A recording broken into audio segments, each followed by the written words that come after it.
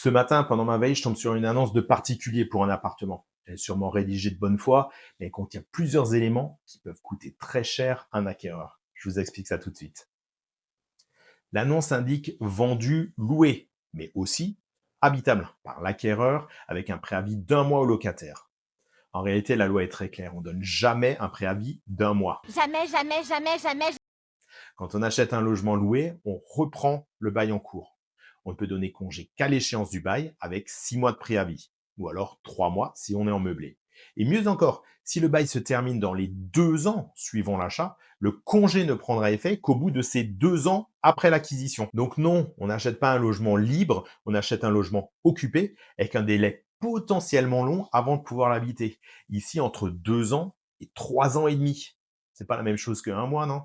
Côté rentabilité, l'annonce affiche un loyer de 735 euros, charges comprises. Beaucoup de personnes feront alors un calcul rapide, 735 euros fois 12 mois égale 8 820 euros par an. 8 820 divisé par 139 500, environ 6,3% de rendement brut. Sauf que ce calcul est faux. Les charges annoncées sont de 1 800 euros sur l'annonce par an pour le gaz et l'eau, soit donc minimum 150 euros de charges par mois. On reprend le calcul. 735 euros moins 150 euros égale 585 euros de loyer hors charge. 585 fois 12 égale 7020 euros par an. On ajoute environ 8% de frais de notaire. 139 500 plus 11 000 égale 150 500 investis. Et donc 7020 divisé par 150 500 donne environ 4,6% de rentabilité brute.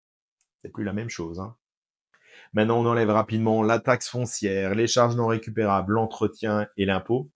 Dans ce type de configuration, une rentabilité nette autour de 3%, voire moins, est beaucoup plus réaliste. Et dernier point, l'annonce indique que l'acquéreur devra souscrire un contrat d'électricité. En location, l'électricité du logement doit toujours être au nom du locataire. Un bailleur n'a pas le droit de revendre l'électricité à son locataire. Si ce n'est pas clair, c'est un signal d'alerte. Passer par un professionnel, ce n'est pas seulement pour vendre, c'est surtout pour sécuriser juridiquement, financièrement et fiscalement votre projet, et ce, que vous soyez le vendeur ou l'acquéreur. Alors, on n'oublie pas, pour votre projet de vie, pensez Stéphanie dit. À bientôt. Ciao, ciao.